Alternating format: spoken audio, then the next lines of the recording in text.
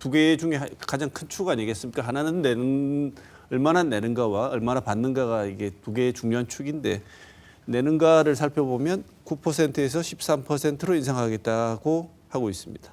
먼저 정 교수님 적당하다고 보십니까? 공론화위원회에서 충분한 정보를 제공받은 50분의 시민들께서 선택을 하신 거고 그러면 이건 국민 정서상 수용 가능하다라는 점인 것 같고요.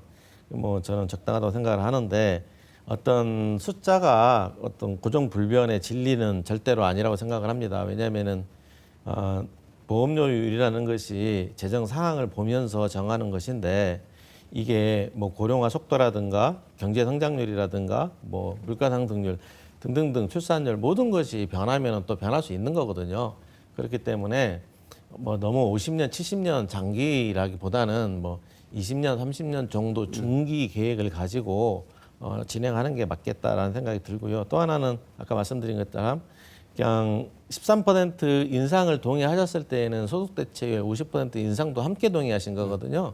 그러니까 그걸 두 개를 분리해서 이야기하기는 좀 어려울 것 같다는 생각을 합니다. 박 교수님 어떻게 보십니까? 저도 기본적으로 수용 가능한 수준이라고 생각을 합니다. 아까 정 교수님께서 말씀을 하셨지만 지난 국회 회기 때 공론화위원회에서 합의가 수렴된 수준이 13%였습니다. 그리고 국민의힘과 더불어민주당이 제시한 보험료 수준도 13%이기 때문에 이번에 정부가 제시한 13%의 보험료율은 그렇게 수용할 만한 수준이다라고 평가할 수 있겠습니다. 네. 소득 대체율이라고 하는 이 받는 금액 42%로 줄였습니다. 이게 42% 지금도 용돈연금 이런 얘기하고 이게 실질적인 소득 대체의 기능을 하지 못한다 이런 얘기가 있는데 42%로 잡아놓은 이 안 이번에는 박 교수님 어떻게 먼저 말씀을 주시죠. 평가하시는지. 저는 일단 지금 요 42%에는 찬성하는 입장입니다. 왜냐하면 지난 국회 때 공론화위원회에서 두 가지 공론화 대안이 나왔습니다. 그러니까 여러 가지 민간 자문위원들의 수십 가지 안이 있었지만 그 중에 이제 추려진 게 두 개인데 그 중에 이제 하나가 수렴된 두 대안 중에 이제 결정된 것이 1안이라고 볼 수 있는데 1안이 보험료율이 13%이고 소득 대체율이 50%였습니다. 그리고 2안이 보험료율이 12%이고 소득 대체율이 40%. 그러니까 지금의 기준으로 묶이는 거죠. 사실은 이 시민 대표단의 첫 번째 설문 결과에서는 2안이 더 지지가 됐고요. 공론화 과정을 거치면서 이제 최종적으로 1안이 결정이 됐습니다. 그렇다면 그 대안으로 올라왔던 2안과 비교를 해보면 지금의 정부안이 보험료율은 1%포인트 높은 거고요.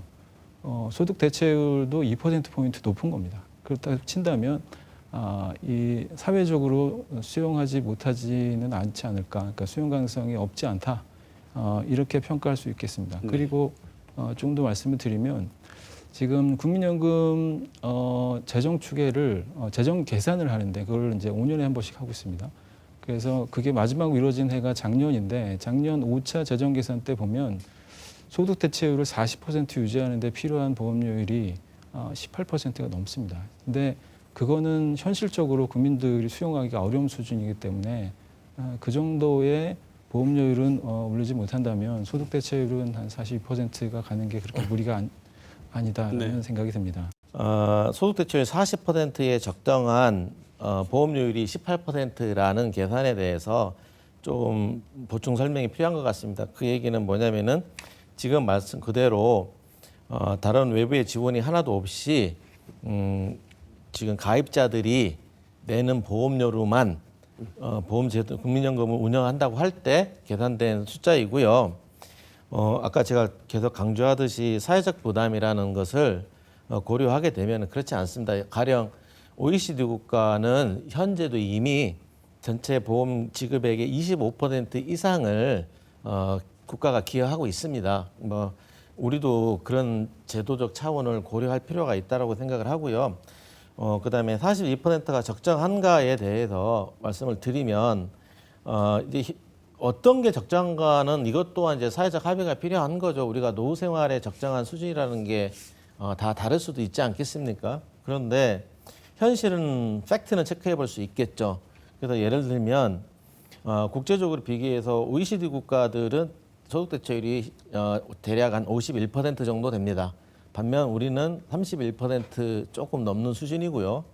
그 다음에 38년을 가입한 것을 기준으로 하는데 실제로는 지금 20년밖에 안 되거든요. 그렇기 때문에 실제로는 약 27% 정도, 그러니까 용돈연금이라는 말이 나오는 거거든요.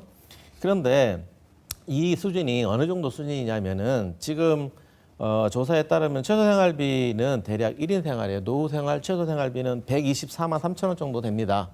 그다음에 2인이면은 적정 생활비는 177만 원 정도 이야기를 하고 있고요. 근데 현재 상황에서는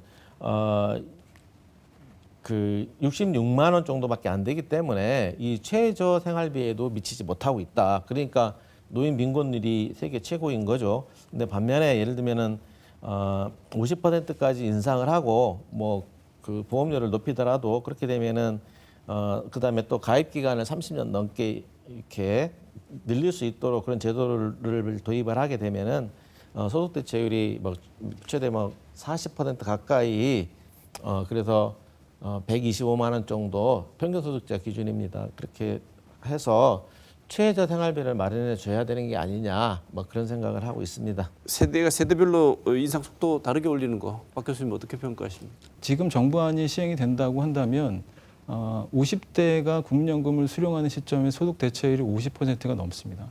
그러나 20대의 경우에는 42%에서 고정되는 거죠. 그리고 세 번째는 50대의 경우에는 인상 속도가 굉장히 빠르긴 하지만 납입 기간이 그렇게 길지 않다라는 측면이 있고 20대의 경우에는 0.25%포인트씩 16년 동안 오르긴 하지만 16년 이후에 59세가 될 때까지는 계속해서 13%의 보험료율을 내는 측면이 있습니다. 다만 이제 두 가지 측면에서 우려스러운 건데요. 첫 번째는 보험료 상승 속도가 가장 빠른 50대의 경우에는 직역별 분포를 살펴볼 때 자영업자 비중이 굉장히 높습니다. 그러니까 2022년 기준으로 보면 자영업자 비중이 28%로 가장 높고요. 50대가 40대는 21%, 30대는 11% 정도 됩니다. 근데 문제는 뭐냐면 이 자영업자들은 대부분 지역가입자라는 거예요. 지역가입자는 보험료율이 오르면 전부 다 이제 본인들이 그것을 부담해야 되고 이에 비해서 직장가입자의 경우에는 절반은 회사에서 내주는 거죠. 그리고 또 하나의 문제점은 자영업자의 경우에는 경기 변동에 그 소득이 굉장히 민감하게 반응합니다. 그러니까 소득이 불안정한 거죠. 그런데 보험료를 빠르게 올리게 되면 이분들이 여기에 대처하기가 굉장히 어려운 측면이 있고 그렇게 되면 이탈할 가능성이 있다는 거고요. 두 번째는 세대별로 10세별로 지금 보험료를 차등 적용하겠다라고 했는데 그렇게 될 경우에는 불평등한 측면이 분명히 발생하게 될 겁니다. 예를 들어서 이제 50대인 막내가 1975년생인데 그리고 이제 40대의